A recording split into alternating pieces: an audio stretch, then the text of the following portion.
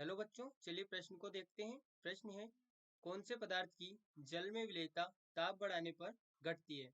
विकल्प ए KNO3, विकल्प B NaNO3, विकल्प सी शर्करा और विकल्प डी कैल्शियम ऑक्साइड।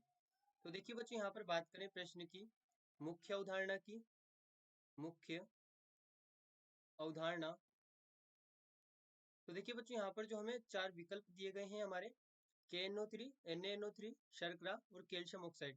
ये बच्चों यहाँ पर ठोस अवस्था में पाए जाते हैं। ये यहाँ पर ठोस अवस्था में पाए जाते हैं और जल जो हमें यहाँ पर दिया गया है ये हमारा द्रव होता है। ये हमारा द्रव होता है।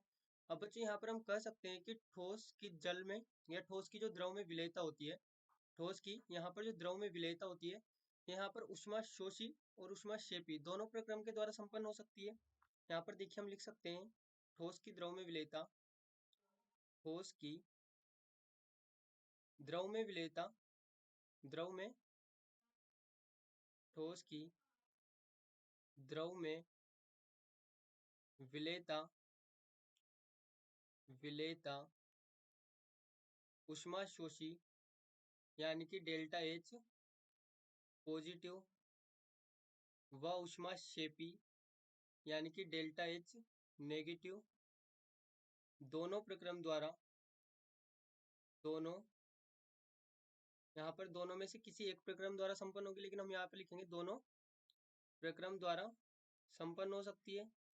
दोनों प्रक्रम द्वारा संपन्न संपन्न हो सकती है, हो सकती है, दोनों प्रक्रम द्वारा संपन्न हो सकती है। अब बच्चों यहाँ पर समझें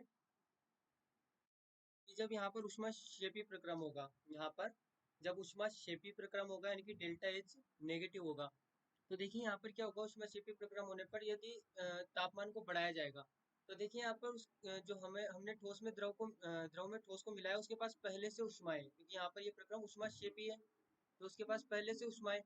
अब यदि यहाँ पर तापमान को बढ़ाया जाएगा, यहाँ पर तापमान को बढ़ाया जाएगा, तो क्या होगा कि जो हमारा ऊष्माक्षेपी प्रक्रम है वो धीरे होगा। यहाँ पर ऊष्माक्षेपी प्रक्रम कम होगा, यानी कि द्रव में जो ठोस की विलेयता है वो घटेगी। लेकिन वही बात करें ऊष्मा शोषी प्रक्रम की, तो ऊष्मा शोषी प्रक्रम का मतलब क्या है कि जब अभिक्रिया हो रही है तो ऊष्मा का अवशोषण कर रही है। यानी कि यदि हम अभिक्रिया में तापमान को बढ़ाएंगे, यदि हम अभिक्रिया में तापमान को बढ़ाएंगे, तो जो हमारा ऊष्मा शोषी प्रक्रम है, इसमें तापमान बढ़ाने पर ठोस की द्रव में विलेयता बढ़ेगी। ठोस में द्रव की विलेयता, द्रव में ठोस की विलेयता बढ़ेगी। तो देखिए यहाँ पर हम इसे इस प्रकार से लिख सकते हैं कि जब प्रक्रम ऊष्मा शोषी होता है यानी कि डेल्टा एच पॉजिटिव होता है, डेल्टा एच पॉजिटिव होता है, तो यहाँ पर जो तापमान को बढ़ाया जाएगा, तापमान को बढ़ाया जाएगा, तापमान को बढ़ाने पर यहाँ पर ठोस की द्रव में विलेयता, ठोस की द्रव में विलेयता, विलेयता बढ़ेगी, विलेयता बढ़ेगी। लेकिन देखिए बच्चों, यहाँ पर बात करें डेल्टा एच नेगेटिव यानी कि ऊष्माक्षेपी प्रक्रम की, तो देखिए यहाँ पर क्या होता है कि जब टेम्परेचर को कम किया जाएगा, यहाँ पर टेम्परेचर को जब बढ़ाया जाएगा, तो टेम्परेचर को बढ़ाने पर जो ठोस की द्रव में विलेयता होगी, ठोस की द्रव में विलेयता, तो बच्चों यहाँ पर घटेगी, यहाँ पर ये विलेयता घटेगी।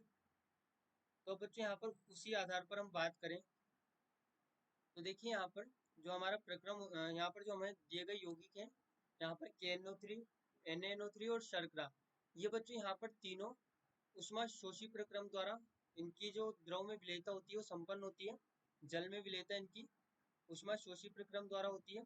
यहाँ पर हम लिख सकते हैं कि उष्मा शोषी प्रक्रम द्वारा KNO3, NaNO3, NaNO3 और शर्करा, ये बच्चों यहाँ पर उष्मा शोषी प्रक्रम द्वारा संपन्न होते हैं।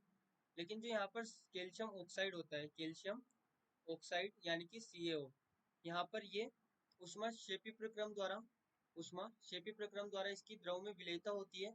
तो बच्चों यहाँ पर हम कह सकते हैं कि जब इस यहाँ पर कैल्शियम ऑक्साइड जल से अभिक्रिया, यहाँ पर कैल्शियम ऑक्साइड जब जल में विलय होगा, तो ऊष्माक्षेपी प्रक्रम द्वारा होगा, और ऊष्माक्षेपी प्रक्रम द्वारा यदि ये यहाँ पर विलय हो रहा है तो इसकी तापमान बढ़ाने पर जल में विलेयता घटेगी।